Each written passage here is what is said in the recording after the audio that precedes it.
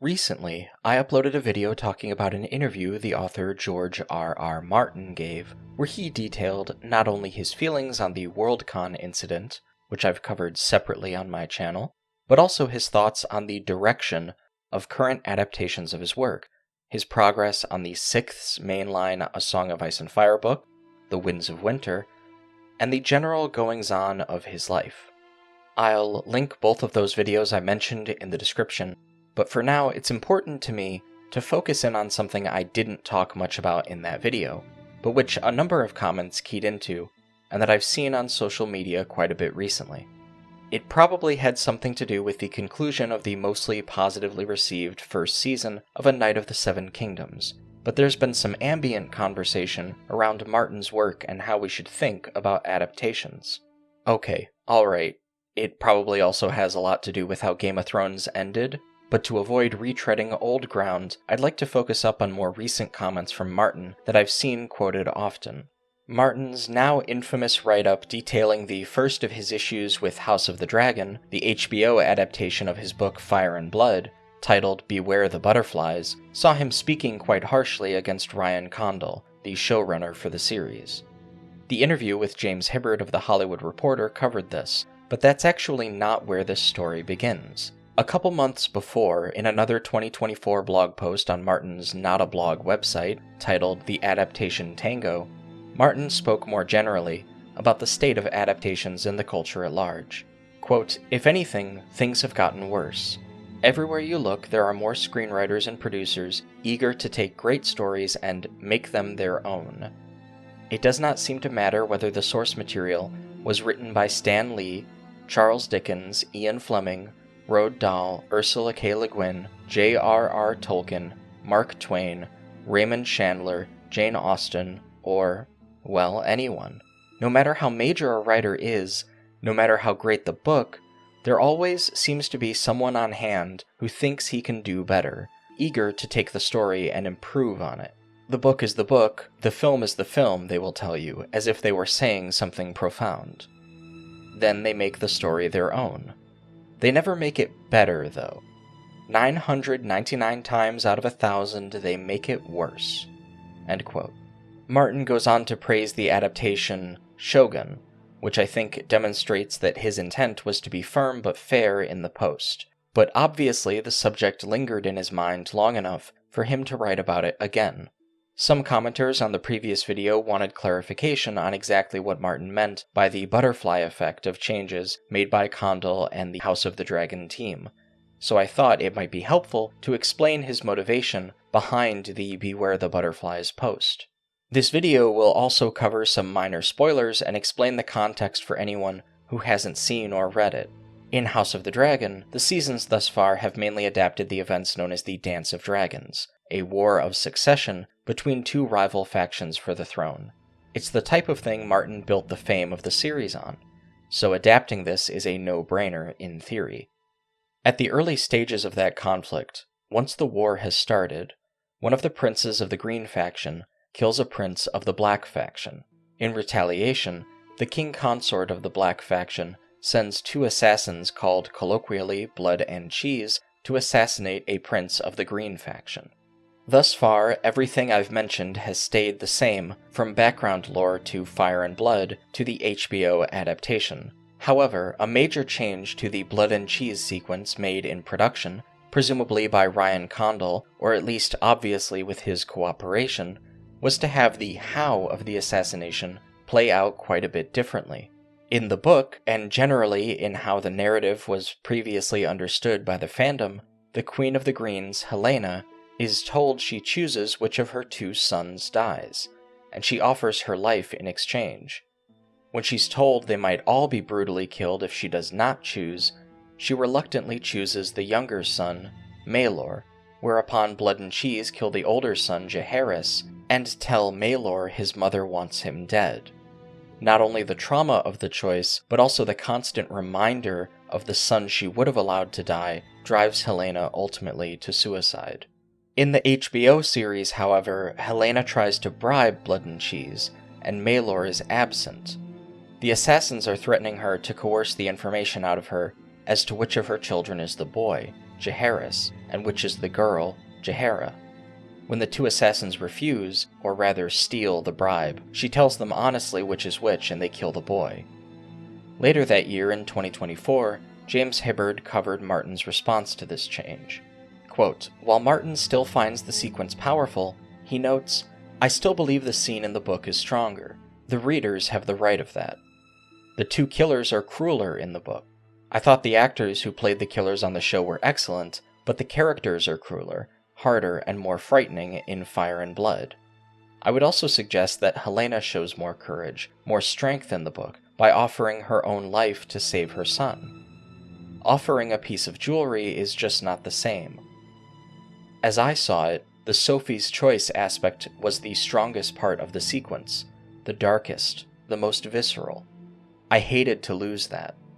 And judging from the comments online, most of the fans seemed to agree." End quote. Martin also mentioned that he had reluctantly agreed to the decision to cut Maelor after arguing it with Condell, having been assured Maelor would come later. The issue with this, I think, is while it may seem like a minor change made to minimize cast bloat for general audiences beyond the A Song of Ice and Fire fandom, it weakens Helena's character as noted.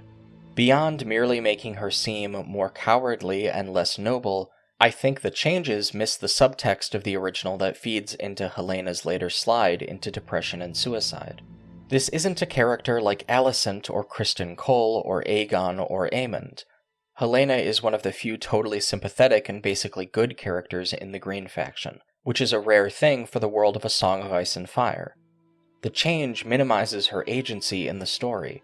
She isn't a worse person per se, but she isn't in the driver's seat in her own character arc, which is a common occurrence I notice in how men write women for film and television. Not to get all feminist about it, but I think George R.R. Martin gets some real heat for how he writes women, and the adaptations of his work often make the women he writes worse, which is a shame in this case because the desire seems to have been to deepen characters like Rhaenyra and Alicent, two former friends who find themselves on opposite sides of this conflict. Rhaenyra Targaryen is actually one of my favorite female characters from the lore before the events of A Game of Thrones, alongside Aegon the Conqueror's sisters, King Mykar's daughters, the Queen Nymeria, or Alyssa Targaryen. It does make me a bit anxious to think about the future of other female characters from the dance, like Alysanne Blackwood, although those fears may prove to be unfounded. Without question, and despite all these considerations, Martin has continued to allow adaptations of his work, including A Knight of the Seven Kingdoms and the stage play The Mad King, as detailed in a recent 2026 blog post, The Mad King is Coming. Martin himself anticipated attending and enjoying the play. I think adaptation happens so often in our culture that it's easy to count the misses and ignore the hits. How many theaters do you think have adapted Shakespeare, for instance, and done just fine with it? How many authors would go on to adapt the stories of King Arthur and Camelot? Surely some will be far better than others, but the point of this video is not to moan and gripe about films and shows these days. I want to talk about what this all means, why these things happen, and why we should care. There's a common truism about adaptations that I mentioned in the previous video, and which I selected that first George R.R. Martin quote specifically to highlight. Everyone seems to think adaptations are best when they're faithful. What this means in practice is a little hard to pin down. Martin seems to speak and write as though faithfulness, to him, is about keeping the general spirit of the work, even if some details get shuffled around. More strict commentators often suggest a more faithful adaptation means making as few changes as possible. In her book, A Theory of Adaptation, Linda Hutcheon acknowledges this dynamic in language I quite like. Quote, "Of more interest to me is the fact that the morally loaded discourse of fidelity is based on the implied assumption that adapters aim simply to reproduce the adapted text. Adaptation is repetition, but repetition without replication. And there are manifestly many different possible intentions behind the act of adaptation. The urge to consume and erase the memory of the adapted text or to call it into question is as likely as the desire to pay tribute by copying. Adaptations, such as film remakes, can even be seen as mixed in intent. Contested homage. Oedipally envious and worshipful at the same time. End quote. Hutchian's theory is barely concerned with questions of fidelity, but it does offer at least some contextual commentary on how the kind of mass-produced adaptations Martin was talking about are made and why. Quote, from another economic angle, expensive collaborative art forms like operas, musicals, and films are going to look for safe bets with a ready audience, and that usually means adaptations.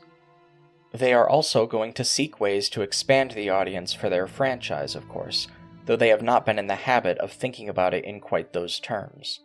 End quote. There's a kind of vulgar populism on display in many economic arguments about adaptations. It's easy to snipe at Hollywood or elites while acting like they're culturally out of touch, mostly because there's real truth to that sentiment, which most people pick up on immediately in a vacuum. But many such critics of adaptations seem to find that they are not, in turn, willing to become critics of capitalism, or at least not in as many words. The common rhetorical loop that I see from channels I've responded to before is that these Hollywood bigwigs are taking our lunch, because it's always somebody whose lunch gets taken, and it's better to be a shark than a minnow. What strikes me about this mindset is that it has trouble purging its feelings of resentment in a productive way. It's one thing to feel like someone has wronged you, and to want to set wrongs to rights. It's another thing altogether to see a world where only wrongs are possible, and choose to avoid being wronged by becoming one who wrongs others and is therefore always in danger of being wronged in turn. It's the type of mindset that breeds more anxiety as opposed to solving for it. Hopefully that analysis isn't so quotidian as to be impenetrable. I know without using examples it's a little harder to ground that criticism, but I feel YouTube essays about concepts that use people as eye-catching examples to explain the concept often then become about the person instead of the concept. And this is already a video about George R.R. Martin, and I'm too many layers deep into explaining myself 2 sentences later. Hutchian's economic analysis of adaptations has some really incisive commentary on mass culture. Quote, it is no surprise that economic motivation affects all stages of the adaptation process. As comic artist Cameron Stewart has noted, a lot of comic books are being made to appeal to Hollywood studios. They're being written and illustrated as a film pitch. They're writing comic books in anticipation of what can be done on a film budget. As a result, you get superhero comics that aren't quite as superhero anymore. The entertainment industry is just that, an industry. Comic books become live-action movies, televised cartoons, video games, and even action toys. The goal is to have the child watching a Batman video, wearing a Batman cape, eating a fast food meal with a Batman promotional wrapper, and playing with a Batman toy. The goal is literally to engage all of the child's senses. This, of course, may give new meaning to the level of engagement I have been calling participatory. End quote. What returning to Hutchian's work put into my mind, especially this passage, was the concept of adaptations in mass culture in the sense of an industry. I thought it might be nice to use this to bring up some Theodore Adorno, specifically his text, The Culture Industry. First, I'd like to quote from the essay, Culture Industry Reconsidered, for a little context on what is meant by the term and how it applies to this situation. Quote, nevertheless, those characteristics which originally stamped the transformation of literature into a commodity are maintained in this process. More than anything in the world, the culture industry has its ontology, a scaffolding of rigidly conservative basic categories which can be gleaned, for example, from the commercial English novels of the late 17th and early 18th centuries. What parades as progress in the culture industry as the incessantly new which it offers up remains the disguise for an eternal sameness. Everywhere the changes mask a skeleton which has changed just as little as the profit motive itself since the first time it gained its predominance over culture. Thus, the expression industry is not to be taken too literally. It refers to the standardization of the thing itself, such as that of the Western familiar to the moviegoer. and to the rationalization of distribution techniques, but not strictly to the production process." End quote. Adorno's work here appeals to me because I feel it gives a more unifying theory for how to approach culture in the context of an economic perspective without losing any concern for the arts. I can't say my perspective on all these things is one-to-one with his for any of the Adorno heads out there, but these remarks on the standardization of culture are specifically incisive in light of the question of how the culture industry seems to produce adaptations that are always worse than the work they adapt. Setting aside problems of comparison between mediums, a book is not very good at being a movie and a movie is not very good at being a book, we must recall that George R.R. Martin was a TV writer and specifically wrote a series, A Song of Ice and Fire, that would defy the norms of television writing by having a massive number of characters, perspectives, histories, locations, names, and plot threads. Martin has said he thinks the executives are too safe, that they're always trying not to offend or take risks, which could go far in explaining some of the racier aspects of his novel writing. If, as Martin knows, mass culture trends towards low-risk investments and inoffensive productions, then we can start to understand why adaptations might appear to become worse than the work they adapt. If the rough edges of a work of art don't get sanded off just to make it that little bit more like everything else, surely they will the more the thing is remade. And after all, as we've previously observed, these drivers are the same ones that likely produce adaptations themselves. If a work has already been made and proven itself successful, perceived risk might be diminished, and potential for offense can be calculated more accurately in terms of its impact on profit. It must be very frustrating for a successful author to have to fight for his creative endeavors, to have them represented as he intended, only to have those representations in adaptations falter and lose the contents he intended. Whether in the adaptation or in the initial creation of a work of art, mass culture in our society has greatly affected its content. There are no pure creations. This might be a little more philosophical than what you were ready for when you clicked on a YouTube video of this length. It's certainly probably a little more depressing, and way more annoying, than a lot of the videos I've seen on this topic. But I do want to offer a little hope. I want to end on my absolute favorite Adorno quote, this time from another essay in the culture industry, this one titled The Schema of Mass Culture. This is the end of that essay, and in the context of the story of an apocalypse in Westeros and the prince that was promised, I think it is particularly poetic. Quote, "If indeed the advances of technology largely determine the fate of society, then the technicized forms of modern consciousness are also heralds of that fate. They transform culture into a total lie, but this untruth confesses the truth about the socio-economic base with which it has now become identical. The neon signs which hang over our cities and outshine the natural light of the night with their own are comets presaging the natural disaster of society, its frozen death. Yet they do not come from the sky. They are controlled from Earth. It depends upon human beings themselves whether they will extinguish these lights and awake from a nightmare which only threatens to become actual as long as men believe in it." End quote. Power resides where men believe it resides indeed. And I'll leave things there. Thanks so much for watching, everyone. I really appreciate it. This has been a great opportunity to talk about writing and literature again on this channel, and I'd like to come back to that more in the future. Thanks so much to my patrons, members, and all the viewers like you. See you next time.